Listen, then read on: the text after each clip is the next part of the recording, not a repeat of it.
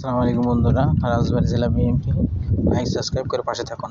দায়িত্ব নিতে হলে দায়িত্ব নেওয়ার মতন নিজেকে যোগ্য করে গড়ে তুলতে হবে।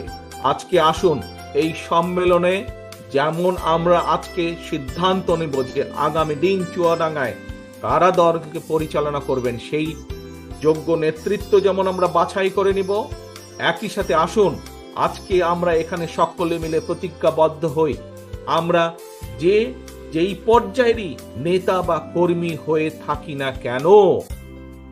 প্রিয় সহকর্মীবৃন্দ, মন দিয়ে শুনবেন দয়া করে এই কথাটি আমার। আমরা যে পর্যায়ের নেতা কর্মী হয়ে থাকি না কেন, এখানে উপস্থিত আপনারা যারা আছেন, হতে পারেন আপনাদের মধ্যে থেকে কেউ ইউনিয়ন পর্যায়ের, কেউ ওয়ার্ড পর্যায়ের, কেউ থানা পর্যায়ের, কেউ জেলা পর্যায়ের, যেই পর্যায়ে হন না কেন নেতা বা কর্মী, সেটি বড় কথা না। সবচাইতে বড় কথা হচ্ছে আপনি একজন বিএনপির কর্মী, আপনি একজন শহীদ জিয়া খালেদা জিয়ার সৈনিক, এবং সে কারণেই আপনাকে দায়িত্বশীল ভূমিকা পালন করতে হবে। আপনাকে দায়িত্বশীল হতে হবে।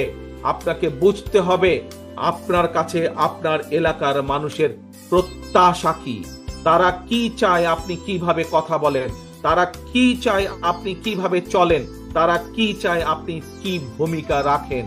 তাদের সেই প্রত্যাশা আপনাকে পূরণ করতে হবে।